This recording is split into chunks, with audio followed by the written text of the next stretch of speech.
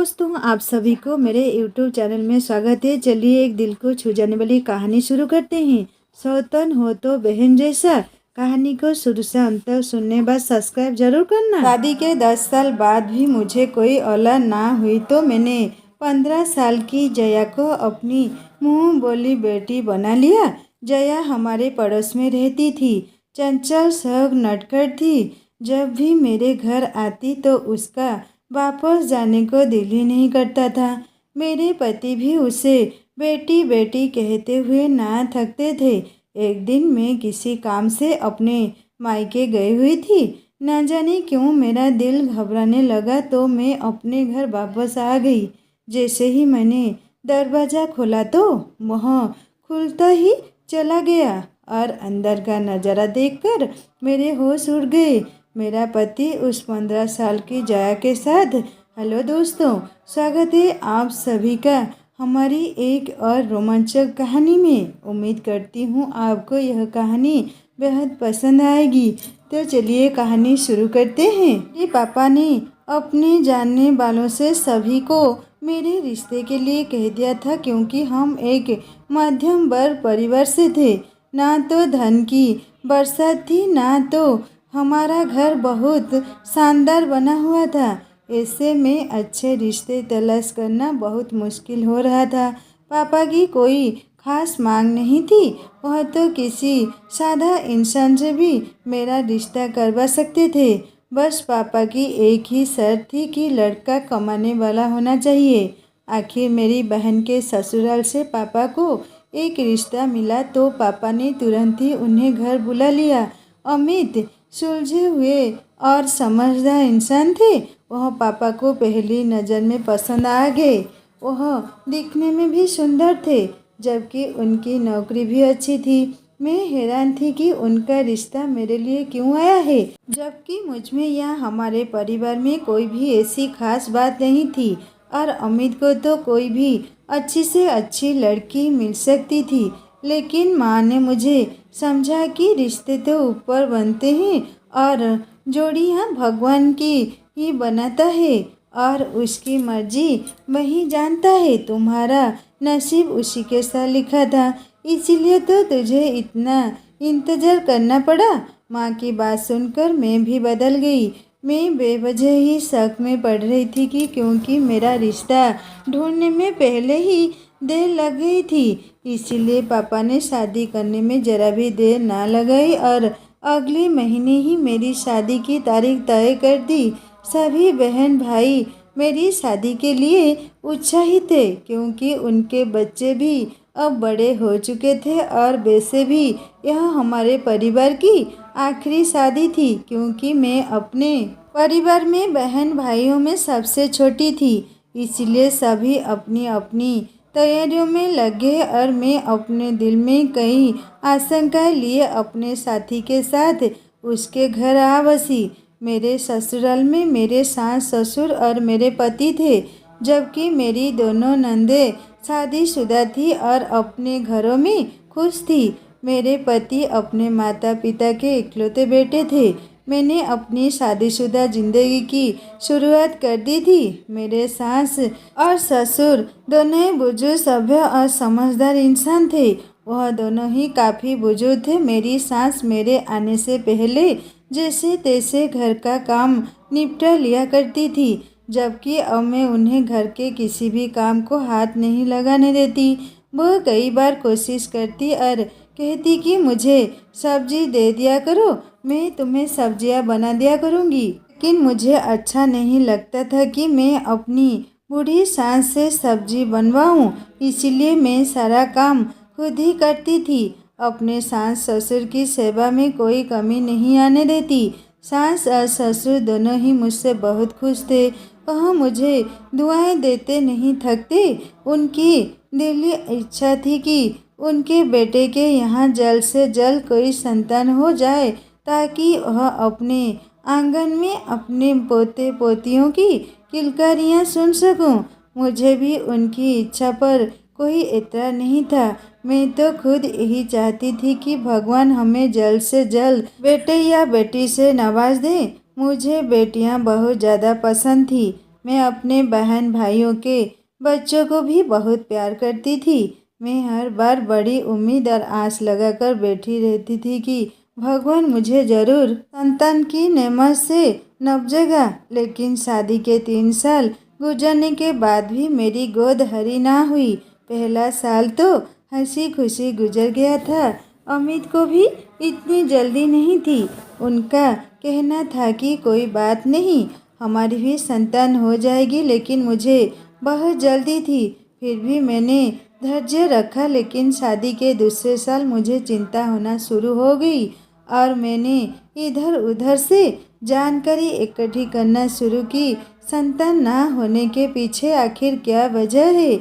जो कोई भी मुझे कोई टोकता या मंत्र बताता तो मैं तुरंत ही करने बैठ जाती। शादी के दूसरे साल मैंने अनगिनत मंत्र और टोटके आजमाए, लेकिन फिर भी कोई खास असर ना हुआ। शादी के दूसरे साल भी मैं निसंतान रही। शादी के तीसरे साल मैंने अमित को साफ बता दिया कि मुझे डॉक्टर के पास ले चलो। मैं डॉक्टर से अपना चेकअप करवाना चाहती हूँ क्योंकि मुझे बच्चा चाहिए था। अब तो आसपास के लोगों ने भी पूछना शुरू कर दिया था। परिवार में तो सभी पूछते थे कि भगवान ने कोई खुशखबरी दी या नहीं। अमित मुझे तुरंत डॉक्टर के पास ले गए। डॉक्टर ने मेरा चेकअप करने के बाद तसल्ली दी और मुझे दवाइयाँ लिख दी। मेरा इलाज शुरू कर दिया। वैसे तो मेरे अंदर कोई खास कमी नहीं थी, भगवान की तरफ से ही देर थी, लेकिन फिर भी मैं चाहती थी कि मैं अपनी तरफ से कोई कमी ना रखूं। इसीलिए मैंने डॉक्टर की दवाएं इस्तेमाल करनी शुरू कर दी। मैंने उसका इलाज पूरे 2 साल जारी रखा, लेकिन डॉक्टर ने आखिर में मुझे यही बताया कि अब आपका इलाज पूरा हो चुका है। भगवान आपको जल्दी खुशखबरी सुनाएंगे। अब आप इंतज़ार करें या और प्रार्थना भी करें। मैं इंतज़ार में और प्रार्थना में लग गई, लेकिन मेरा इंतज़ार कभी ख़त्म ना हुआ और मेरी शादी को 10 साल गुजर गए, पर भगवान ने मेरी खाली झोली ना भरी। मेरे सास ससुर की मृत्यु के बाद तो घर मुझे काटने को दौड़ता था, क्योंकि मेरे पति काम पर चले जाते। पीछे घर में मैं अकेली रहती। अब मेरे पास करने के लिए कोई खास काम भी नहीं था। पहले तो मैं सास ससुर के लिए परहेज खाना बनाया करती, उनका ख्याल रखती, तो मेरा वक्त अच्छा गुजर जाता था। लेकिन उनके मरने के बाद मैं अपने लिए दोपहर का खाना नहीं बनाती थी। मैं सुबह का नाश्ता करती, उसके बाद शाम को खाना तैयार करती। जब अमित के घर आने का वक्त होता तो दोनों मिलकर साथ खाना खा लिया करते थे। ऐसे में मेरा सारा दिन परेशानी में यही सोचते हुए गुजरता कि अगर मेरी भी संतान होती तो मैं कितनी व्यस्त रहती। मैं अपने मोहल्ले की औरतों को देखती थी जिनके पास इधर उधर जाने या घर से बाहर निकलने का भी वक्त नहीं होता था। वह अपने बच्चे और उनके कामों में बेहद व्यस्त रहती थी, जबकि मैं अमित के आने से 1 घंटा पहले ही गली में झांकना शुरू कर दी थी। हालांकि मुझे अंदाजा होता था कि वह कितने बजे आएंगे, फिर भी मेरा दिल इस कदर परेशान और बेचैन होता था। इसकी एक ही वजह थी कि मेरे पास करने को कोई काम नहीं था। मेरे छोटे भाई तरुण की पत्नी के यहाँ चौथा बच्चा पैदा होने वाला था। मेरे दिमाग में ख्याल आया कि क्यों ना यह बच्चा मुझे गोद दे दे। इसलिए मैंने अमित से सलाह की। अपने पति की सहमति से ही मैं अपने भाई के घर जा पहुंची। मैंने उसके सामने झोली फैलाकर गुहार लगाई कि वह मेरी झोली में अपना बच्चा डाल दे। मेरी भाभी हैरत से मुंह खोलकर मुझे देखने लगी, जबकि मेरा भाई भी चुप हो गया। मेरा भाई कहने लगा कि हम सलाह करके बताएंगे। उसने मुझे कहा तो मैं एक आस और उम्मीद लिए वापस लौट आई। मैं आजकल बहुत खुश रहने लगी थी। मुझे पूरी उम्मीद थी कि मेरा भाई मुझे निराश नहीं करेगा। वो अपना बच्चा मुझे जरूर दे देगा। वैसे भी यह उसका चौथा बच्चा था। उसके पास बेटियां और बेटे दोनों थे। अब अगर वह मुझे अपना यह बच्चा दे दे तो मेरी ज़िंदगी कितनी बदल जाएगी।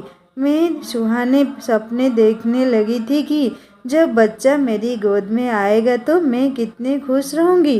अभी मैं अपनी सोच में गुम थी कि अचानक मुझे आवाज़ आई, दीदी, माँ कह रही है इस प्याले में चीनी दे दो। जैसे ही बाजार से चीनी आएगी तो मैं आपको वापस कर दूंगी। दरवाजे से अंदर आती वह लड़की बोली तो मैं चौंक कर उसे देखने लगी। तुम कौन हो? मैंने उसका जायजा लेते हुए पूछा और दिलचस्पी से उसके बगल में खड़े छोटे से बच्चे की ओर देखा। मैं जया हूँ। वह गली के नुक्कड़ पर जो छोटा सा नया घर बना है ना, वही हमारा घर है। वह जल्दी से अपना परिचय देते हुए बोली, और यह मेरा छोटा भाई विवेक है। उसने मेरी नज़रें अपने भाई पर जमी पाई तो उसके बारे में भी बता दिया। अच्छा विवेक, इधर आओ। मैंने उसे अपने पास बुला लिया। वो शर्माता झिझकता हुआ चला आया। मैंने झुककर उसे अपनी बाहों में भर लिया और झट से उसके दोनों गालों को चूम लिया। वो मेरे इस तरह प्यार करने पर और भी ज़्यादा शर्मा गया। तुम अंदर आ जाओ। मैं उसे लेकर रसोई की तरफ बढ़ी। रसोई तक पहुंचने और उसके प्याले में चीनी भरने तक जया मुझे अपने बारे में काफ़ी कुछ बता चुकी थी। वो एक शरारती और चंचल लड़की थी। उम्र शायद उसकी 15 या 16 साल के लगभग होगी। हमारे पड़ोस में कुछ घर छोड़कर उसका छोटा सा घर था जो अभी कुछ समय पहले तक बन रहा था। मैं काफ़ी दिनों से घर से बाहर नहीं निकली थी। यकीनन घर पूरा हो चुका था तभी वह लोग यहाँ आकर रहने लगे थे। जया अपनी 6 बहनें, 2 भाई और माता पिता के साथ रहती थी। मैंने चीनी के अलावा जया के छोटे भाई को भी टॉफियाँ दे दी। मेरे नरम व्यवहार की वजह से अब जया अक्सर ही मेरे घर चली आती और अपने किसी न किसी भाई बहन को साथ ले आती। उस समय उसके सभी बहन भाई बहुत प्यारे थे। मैं अक्सर उन्हें देखकर सोचती थी कि उसकी माँ कितनी भाग्यशाली है जिसे भगवान ने संतानों से नवाजा है। भगवान जैसे चाहता है छप्पर फाड़कर संतान दे देता है और एक हम जैसी औरत होती है जो प्रार्थनाएं करती रह जाती है। गोद हरी नहीं होती। वह हमारे घर आती तो रौनक लगी रहती थी। वह मुझे अपनी औलाद की तरह लगने लगी थी। मैं उसके साथ आए हुए भाई बहनों को प्यार करती और जया की बातें सुनती रहती। वो बहुत ज़्यादा बोलती थी, इसलिए वह मुझे अपने घर तो क्या, आस पड़ोस से लेकर अपने पूरे परिवार के किस्से तक सुना दिया करती थी। मेरे भाई ने मुझसे वादा किया था कि मुझे जल्द ही उस बच्चे के बारे में बताएगा जो वह मुझे गोद देने वाला था। मेरी भाभी की डिलीवरी में 2 महीने ही रह गए थे। यकीनन उन्होंने अभी तक फैसला कर लिया होगा कि वह अपनी संतान मेरी गोद में डाल देंगे। वैसे मैंने माँ पापा की सिफारिश भी करवाई थी। मुझे पूरी उम्मीद थी कि मेरा भाई मेरा मान नहीं तोड़ेगा। मैंने अभी सोच लिया था, मुझे पूरी उम्मीद थी कि मेरा भाई मेरा मान नहीं तोड़ेगा। मैंने भी सोच लिया था कि मैं अपने आने वाले बच्चे के लिए क्या क्या खरीदारी करूंगी। मैं अपनी भाभी की खैरियत पूछने के बहाने एक बार फिर से भाई के घर जा पहुंची। मैं चाहती थी कि वह मुझे साफ साफ बता दे कि मुझे बच्चा गोद देने वाला था या नहीं। मेरी उम्मीद बहुत ज़्यादा थी, फिर भी उसका जवाब जरूरी था। भाई और भाभी मुझे देखते ही चुप हो गए। मैंने अपने भाई से साफ साफ पूछा कि वह बच्चे को कब मेरी गोद में डालेगा। देखो शालिनी, यह मेरी संतान है और मैं तुम्हें देने को तो तैयार हूँ, लेकिन मेरी पत्नी और उस बच्चे की माँ बच्चे को खुद से दूर नहीं कर सकती। उसका जवाब सुनकर मैं हैरान रह गई। जाहिर है वह अपनी संतान थी, वह उसके बारे में फैसला करने का हक रखते थे, लेकिन मेरी उम्मीद बुरी तरह से टूट गई थी। मैं जानती थी कि माता पिता के लिए फैसला करना बेहद मुश्किल होता है, लेकिन वह मेरा भाई था। उसे मेरी तड़प का एहसास करना चाहिए था। मैं बेहद मायूस हुई थी। अगर भाभी इस बात के लिए तैयार नहीं थी तो मेरे भाई को चाहिए था कि वह उसे समझाता और उस बच्चे को मेरी गोद में डाल देता। मैं उसे सगी माँ से बढ़कर प्यार देती। मैं कोई पराई थोड़ी थी, बच्चे की सगी बुआ थी मैं। लेकिन भाई का जवाब सुनकर मैं मायूसी से गहरे गड्ढे में गिर गई थी। मेरे दिल में यह बात मौजूद थी कि मुझे यहाँ से इनका सुनने को मिल सकता है, लेकिन फिर भी मेरा दिल संभलने को तैयार नहीं था। मेरी आंखों में आंसू भर आए थे। मैं चुपचाप उठकर वहाँ से चली तो मेरे भाई ने मुझे रोक लिया। सुनो शालिनी, बुरा मत मानना और हमसे नाराज ना होना। एक माँ के लिए बहुत मुश्किल होता है अपने बच्चे को खुद से दूर करना। मेरी पत्नी भी आपको इनकार करके खुश नहीं है, लेकिन वह अपनी ममता के हाथों मजबूर है। मैं भाई का कंधा थपथपाकर घर से चली आई। मैं उसको क्या कहती भला, जब भगवान ने मेरी गोद खाली रखनी थी तो कोई उसे कैसे भर सकता था। पता नहीं यह किसे परीक्षा थी। मैं अब इस परीक्षा को और बर्दाश्त करने का हौसला खोती जा रही थी। मैंने अपने पति को कुछ नहीं बताया।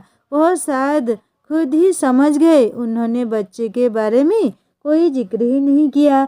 जिंदगी के दिन इसी तरह मासूमी से गुजर रहे थे। जया अब रोजाना मुझसे मिलने चली आती। कभी वह अकेली होती, कभी अपने छोटे भाई को भी साथ ले आती। किसी दिन अगर वह ना आती तो मुझसे वक्त काटना मुश्किल हो जाता। शायद मैं उसकी आधी होती जा रही थी। जया अपने घर से काफ़ी तंग थी। उसका कहना था कि उसके घर में शांति नाम की कोई चीज़ नहीं है। उसके भाई बहन हर वक्त पूरा घर सर पर उठाए रखते हैं और कोई चीज़ जगह पर नहीं रहने देते। से मेरे घर की शांति और सुकून बहुत अच्छा लगता था। मैं अपने घर की शांति से तंग थी और वह अपने घर के शोर शराबे से परेशान थी। उसके बहन भाइयों और घर के कामों में फंसी माँ को इतनी फुर्सत ही नहीं थी कि वह एक एक बच्चे और घर पर विशेष ध्यान देती। जया को मेरा भी अवस्थित साफ सुथरा घर बहुत पसंद था। मेरे घर को कोई गंदा करने वाला ही नहीं था, तो घर गंदा कैसे होता। बेडरूम और किचन के अलावा तो बाकी घर हमारे इस्तेमाल में भी नहीं आता था। जया मेरे घर आती तो घंटों मेरे पास ही गुजार देती। उसका वापस अपने घर जाने को दिल नहीं चाहता था। मैं भी खुश थी। जया के साथ बात गुजरने में पता ही नहीं चलता था। जया को टीवी देखने का बहुत शौक था। उसकी वजह से मैंने भी बहुत धारावाहिक देख लिए थे। मेरे भाई के घर बेटे का जन्म हुआ था। मैं बहुत खुश थी कि माँ और बच्चा दोनों स्वस्थ थे। मैं भाई को बधाई देने के लिए चली गई। पता नहीं क्यों भाई के बेटे के जन्म के बाद से अपनी औलाद ना होने का मुझे सीधा से एहसास हो रहा था। मुझे वापस आने में काफ़ी देर लगी। मेरा दिल जैसे किसी ने मुट्ठी में जकड़ रखा था। मुझे किसी पल भी सुकून नहीं आ रहा था। मैं बड़ी बेचैनी के साथ गेट खोलकर घर के अंदर आई तो मुझे कमरे से खिलखिलाकर हंसने की आवाज़ें साफ सुनाई दी। मैं हैरान थी कि इस वक्त घर में कौन मौजूद हो सकता है। मेरे पति के आने का वक्त नहीं था। मैं अपने कमरे की तरफ बढ़ी तो अंदर से आती आवाज़ों को पहचान गई।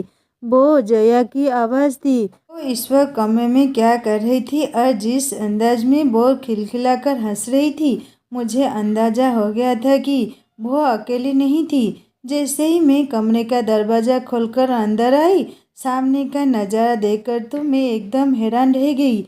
वो मेरे पति के सामने बैठी थी और मेरे पति ने उसका हाथ पकड़ रखा था और पता नहीं उसके हाथ की हथेली देखकर क्या क्या भविष्यवाणियाँ कर रहे थे और वह उनकी भविष्यवाणियों पर खिलखिलाकर हंस रही थी।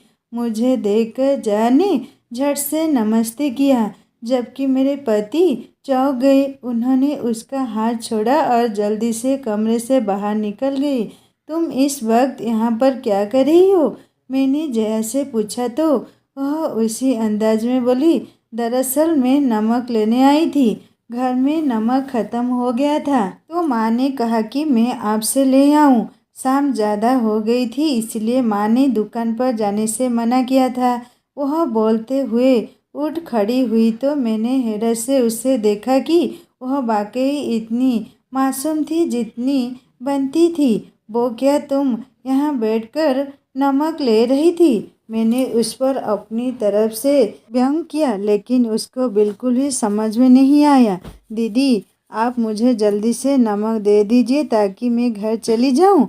माँ मेरा इंतज़ार कर रही होगी और मुझे यकीनन घंटे की इतनी देर लगाकर आई हूँ। वह अपनी धारा में खुद ही बता गई कि वह काफ़ी देर से यहाँ बैठी मेरे पति के साथ मजाक मस्ती करने में मगन थी। मेरा दिल बेहद दुखी था।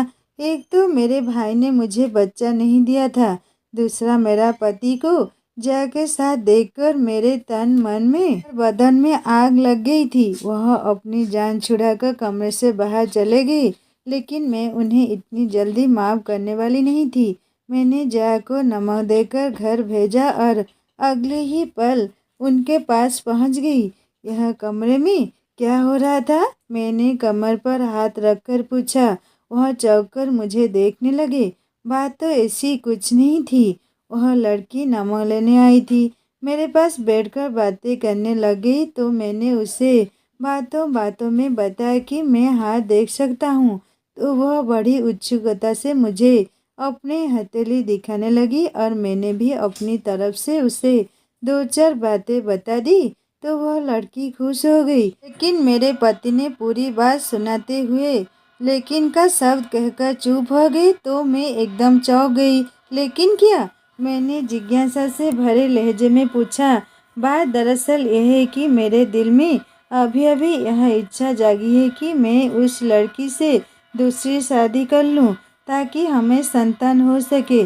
मेरे पति के सब मेरे ऊपर बिजली बनकर गिरे थे। यह आप क्या कह रहे हैं? जया के साथ दूसरी शादी और यह बात आपके दिमाग में अभी अभी आई है या यह पहले से ही आपके मन में चल रहा था? बताने का मौका आज मिला क्योंकि आज रंगे हाथों पकड़े गए। मुझे नहीं मालूम था कि वह मेरे घर में चक्कर लगाकर मेरे ही पति पर डोरे डाल रही थी। देखो, ऐसी कोई बात नहीं है। दरअसल वह काफ़ी शरारती स्वभाव की है। उसके आने से हमारे घर में रौनक हो जाएगी। मैं तो सुबह जाता हूँ, रात को ही आता हूँ। तुम सारा दिन घर में बोर होती हो। अगर जया हमारे घर में मेरी पत्नी बनकर आ जाएगी तो हमें संतान की नेमत भी मिल जाएगी और दूसरे हमारे घर में रौनक भी हो जाएगी और तुम्हें भी रूप का एहसास नहीं होगा। वह तो सब कुछ सोच कर बैठे थे। मैं हैरत में डूबी उन्हें देख रही थी। वो जया को अक्सर घर में देख चुके थे और वह हमेशा ही अमित को अपनी आदत के मुताबिक जोर से नमस्ते करती और हालचाल पूछती, लेकिन वह तो उस पर अपना दिल हार बैठे थे। मैं अमित को बहुत ही सभ्य इंसान समझती थी जो अपनी उम्र के बाकी लोगों से अलग थे, लेकिन वह तो बाकी पुरुषों की तरह ही निकले। जहाँ कम उम्र और प्यारी लड़की उनसे खुली तो उन्हें शादी करने का ख्याल आ गया। अगर आपको संतान के लिए दूसरी शादी करनी ही है तो फिर जया ही क्यों? आप किसी अपनी या मेरी उम्र की औरत से भी कर सकते हैं। मैं मुंह फुलाकर बोली थी। देखो, अगर मैं अपनी या तुम्हारी उम्र की लड़की से शादी करूँगा तो हो सकता है कि उम्र ज़्यादा होने की वजह से उसे भी संतान ना हो।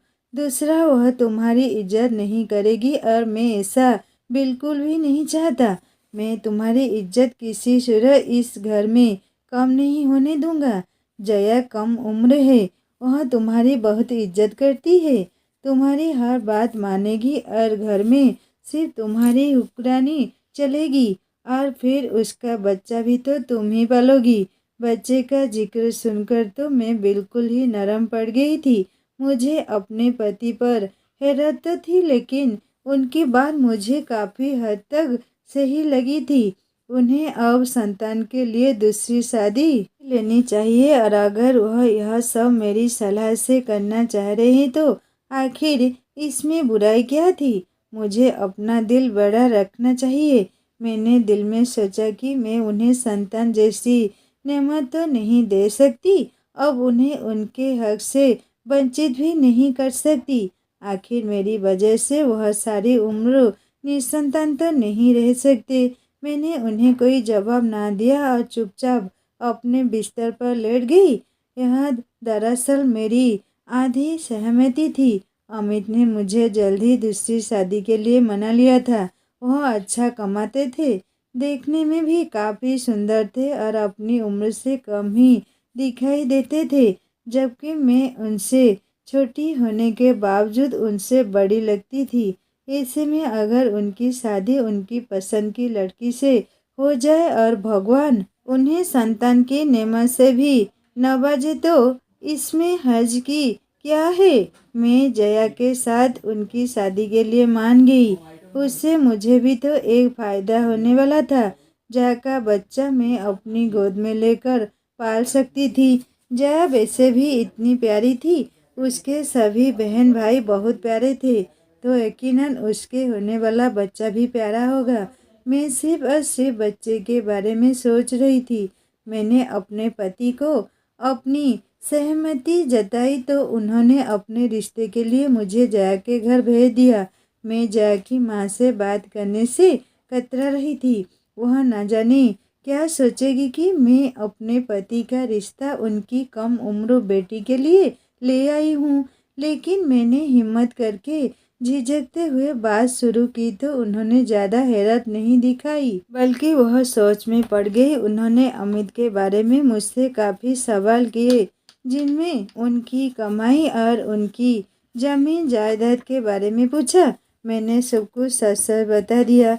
उनके नाम एक दो दुकानें भी थी और कमाई तो उनकी अच्छी खासी थी।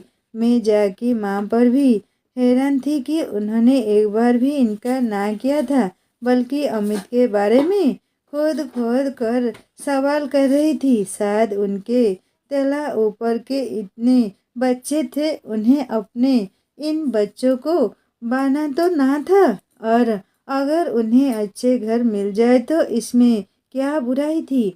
भले ही लड़के की दूसरी शादी थी, पर उनकी बेटी खुश रहती।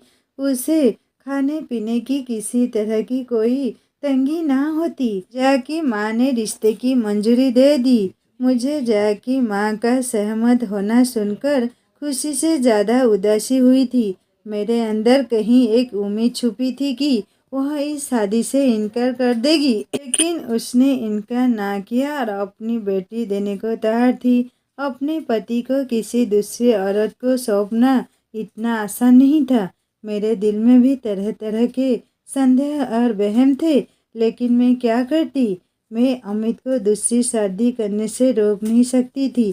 उन्होंने खुद अपने लिए जया का चुनाव किया था। अगर जया के यहाँ से उन्हें इनकार भी हो जाता तब भी वह कहीं और शादी कर लेते, क्योंकि उनके दिल में एक बार शादी का ख्याल आ गया था। पुरुष जब अपनी करने पर आता है तो फिर वह कर ही गुजरता है। उसे रोकने का कोई फायदा नहीं होता।